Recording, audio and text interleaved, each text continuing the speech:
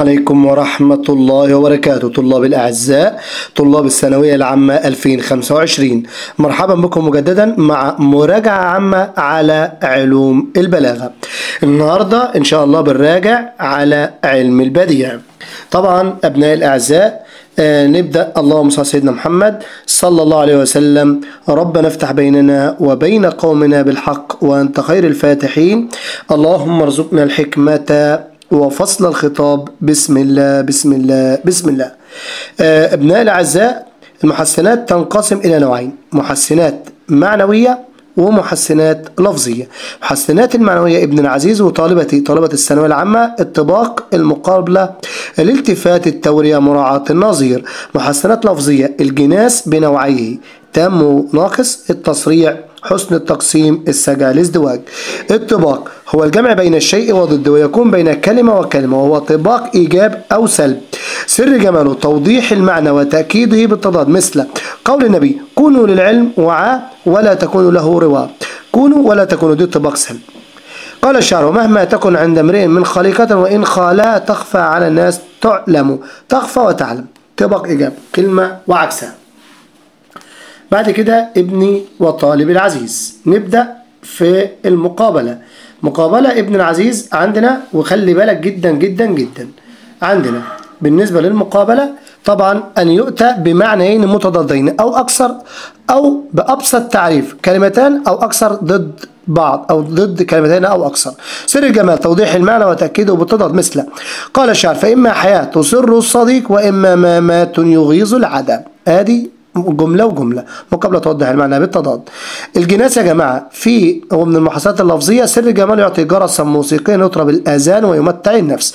ينقسم إلى جناس تام، وطبعا اتفاق لفظين فيه 4 أمور: نوع الحرف، عدده، تشكيله، ترتيبه، مع الاختلاف في المعنى، مثل قول الشاعر: وسل مصر هل سل القلب عنها. طبعا سل وسلا. أو أسى جرحه الزمن مؤسس. جناس تام يعطي جرسا موسيقيا. جناس الناقص هو ما اختلف فيه اللفظان في واحد من 4 حرف. لما أقول هذا المكان واسع الرقعة نظيف البقعة، جناس ناقص يعطي جرسا موسيقيا. تشكيل: يا للغروب وما به من عبرة للمستهام، من عبرة للمستهام وعبرة للرائي، جناس ناقص. تشكيل: عبرة وعبرة.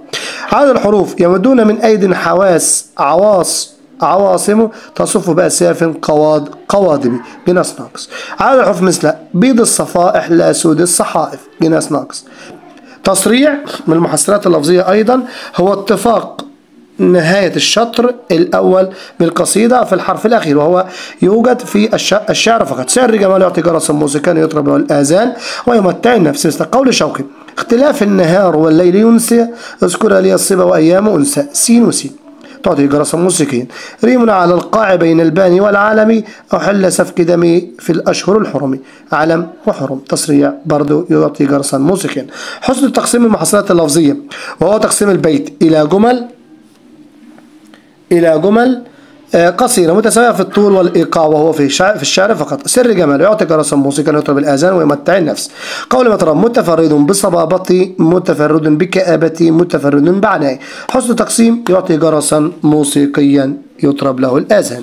نيجي بعد كده ابن العزيز اللي هو السجع، وهو طبعا ركز جدا معايا، وهو اتفاق نهاية الجمل في الحرف الأخير، وأجمله ما تساوت فقراته وهو في النسر فقط. سر جمال يعطي جرسا موسيقى يطرب الآذان ويمتع النفس. قال قص بن سعد: أيها الناس اسمعوا وعوا، من عاش مات ومن مات فات، وكل ما هو آت إن في السماء لخبرا وإن في الأرض لعبرا. طبعا السجع يعطي جرسا موسيقى يطرب الآذان. سابعا الازدواج محسن لفظي، هو التوازن الموسيقي بين جملتين متساويين أو أكثر، وقد يجتمع السجع والازدواج أحيانا وفي النسر فقط. سر جمال يعطي جرسا موسيقى يطرب الآذان ويمتع نفسه، مثل قال زيات في علاج الإسلام من الفقر أن الإسلام رغب الغني في الزهد وأمر بالوجد بالقناعة ومدح الفقير بالتعفف. والازدواج يعطي جرسا موسيقي. تورية من المحسنات البديعية، وركز فيها جدا يا ابن العزيز لأنها مهمة. هو لفظ له أكثر من معنى، أحدهما لغوي قريب غير مقصود، والآخر بعيد وهو المقصود. سر جمالها إثارة الذهن، تحريك الفكر والشعور فنحو المعنى المراد، كما تزيد التعبير حسنا وجمالا، مثل قال إبراهيم ناجي: استقني واشرب على أطلاله واروعني طالما الدمع روى. تورية في روى المعنى القريب غير المقصود سقى، والمعنى البعيد هو قص وحكى. بعد كده يا جماعة سر جمالها إثارة الذهن، تحريك الفكر والشعور نحو المعنى المراد، ده محسن معنوي. من المحسنات المعنوية مراعاة النظير، هو أن يجمع الأديب بين أمر وما يناسبه، بمعنى أبسط كلمتان بينهما علاقة ارتباط. سر جمالها برضو إثارة الذهن وتحريك الفكر والشعور حول فهم العلاقة كما تزيد التعبير حسنا وجمالا. مثل قال الشاعر: الخيل والليل والبيداء تعرفني، والسيف والرمح والقرطاس والقلم. مراعاة نظير سر الجمال إثارة الذهن وتحريك الفكر والشعور نحو المراد. عاشرا الالتفات، محسن البديع والالتفات من ضمير الغائب إلى المخاطب أو العكس بهدف إثارة الذهن، وهو في الشعر فقط. سر جماله إثارة الذهن وتحريك الفكر ولفت الانتباه، مثل يا من تحن إلى غد في يومه، لقد بغت ما تزري بما لا تعلم. فقد انتقل الشاعر من ضمير المخاطب في قول من نحن إلى ضمير غاب وهو يومه لإثارة الذهن ولفت الانتباه. أبناء الأعزاء، بكده يبقى احنا خلصنا المحسنات البديعية سواء كانت معنوية أو لفظية. في نهاية الفيديو وصلى اللهم على سيدنا محمد وعلى آله وصحبه وسلم.